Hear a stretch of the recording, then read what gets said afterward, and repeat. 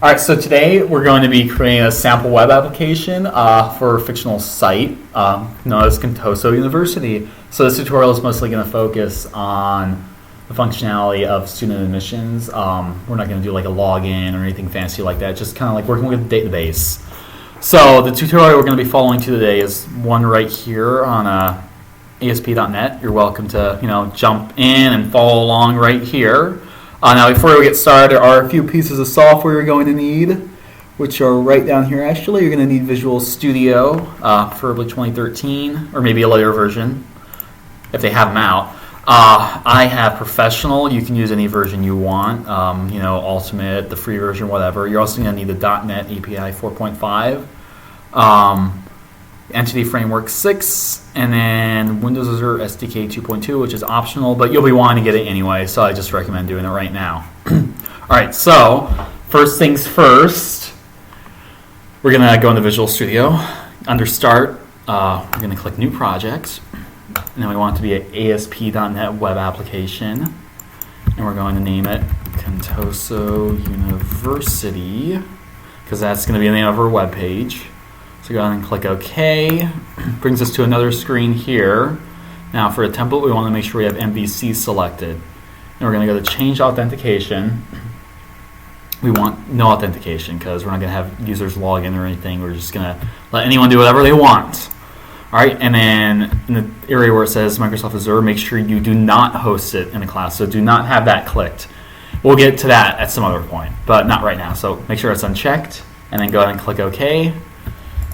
Visual Studio will take a minute or two while it creates your project. Sometimes it takes more or less. That was really fast. That's great.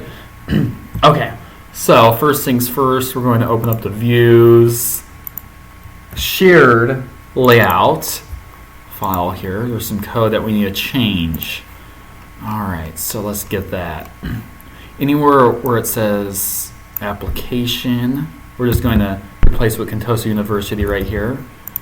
So right here we're going to do it, and then right here, and one more time right here. And there's a little bit other code we have to put in there. Alright, this just affects the pages that we have available to us in the toolbar. So copy these 4 lines, and you're going to want to paste it right over the contact line. We don't need that anymore.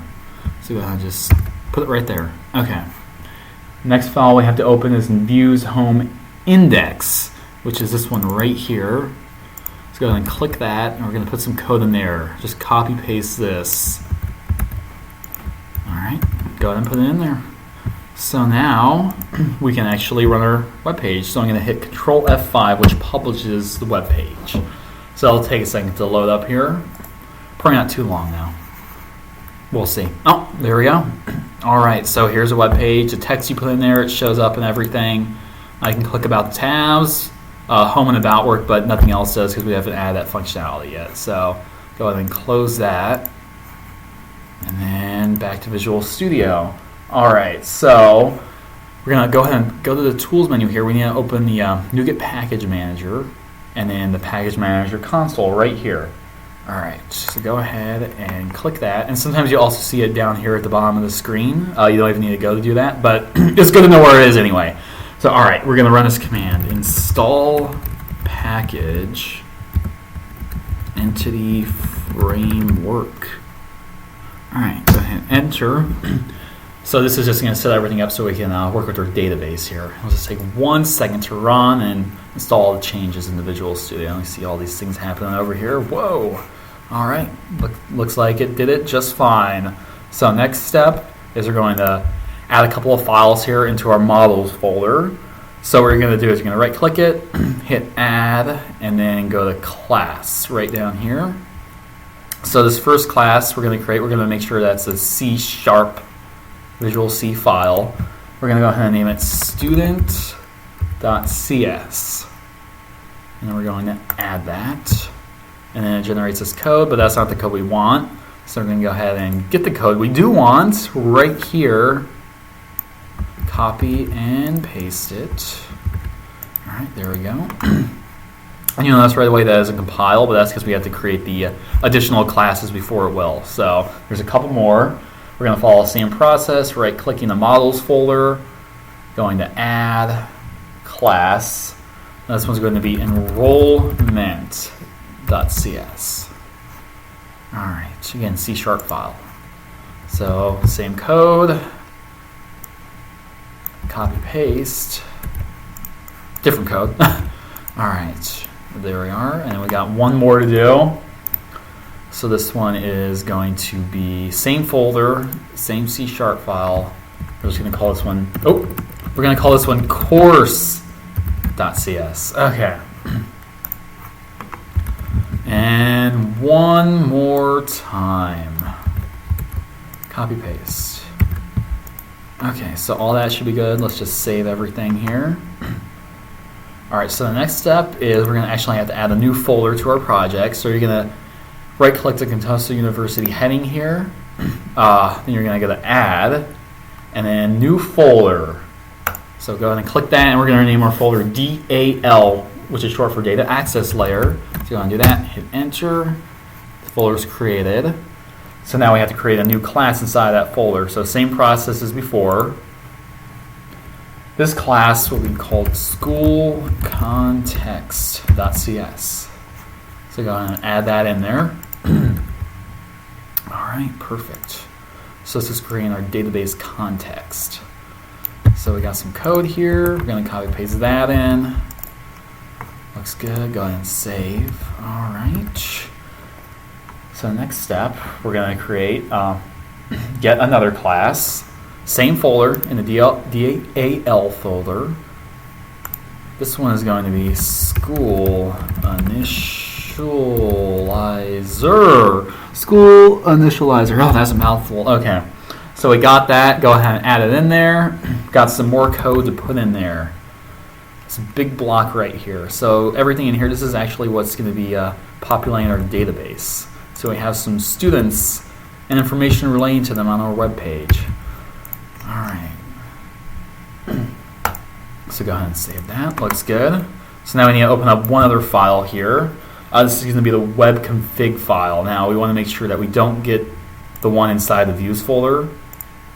So not that one, because this one isn't global. We want the global one here, which affects the entire web page. So go ahead and click this, open it up. And then there's some code we need to put in there, which is right here. So in between Entity Framework and Default Connection Factory, go ahead and paste that in. All right, good. Indented it properly. Sometimes it doesn't, and that drives me nuts. So we got one more block to put in. Okay, so this is right here. Same file, the web config, the global one. It's going to be near the top, right under App Settings. So right here. Go ahead and paste that in. Looks good. All right, so very important step here. You're going to want to build this project before you try to do the next step. Otherwise, there's a good chance it won't work. And if you build it and you run through it and it still doesn't work, you're going to want to try building it again. So to build, go ahead and hit Control-Shift-B. So this will make sure that everything compiles and is up to date in your project. So everything looks good here. So the next step is a little different. We're going ahead and click the right-click the controllers folder, add, and then we need a new scaffolded item. Okay. So the item you want to have selected here is an MVC controller with views using Entity Framework. Looks good. Go ahead and click Add. All right, so now we get a little menu here. So for our model class, we want to have it set to student, and in parentheses, Contoso University.models, which is this one right here. And then data context class, that needs to be school context, which happens to be the only one in there. So that's easy.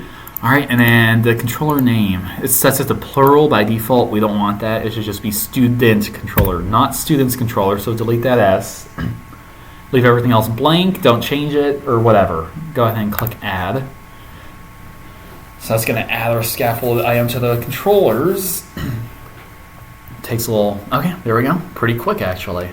So here's this great little class that Visual Studio generated for us. Okay, so after that, we can go ahead and publish our project one more time. Control F5. We'll bring it up here. All right, probably take 1 second. There we go. Perfect. So that loaded properly. Let's go ahead and close that. We got one more thing to do here. So in Visual Studio, we're going to want to go to the right-hand side here and click Server Explorer, which brings up all of our data connections and our databases and such. So we're going to expand the data connections in the school context. That comes up. We need to bring up tables. All right, and then right-click the student table and show table data. So this will let us look at everything inside of our database. So this is the students, all the students, their IDs and everything, all the information associated with them. Pretty nifty. Just a good thing to know how to do. All right, so we did that. Just go ahead and close it out. And we want to close our database and probably close the connection too, just to be safe. All right, so that's actually everything you need to do. Let me just run the web page one more time and go to the Students tab so you can see everything that was populated. Because before there was nothing on this page, but you'll see now everything that we saw in our database is on the Students page. So pretty cool. And that's it. You have now created a simple application that uses the Entity Framework and SQL Server Express local database to store and display data. Great job.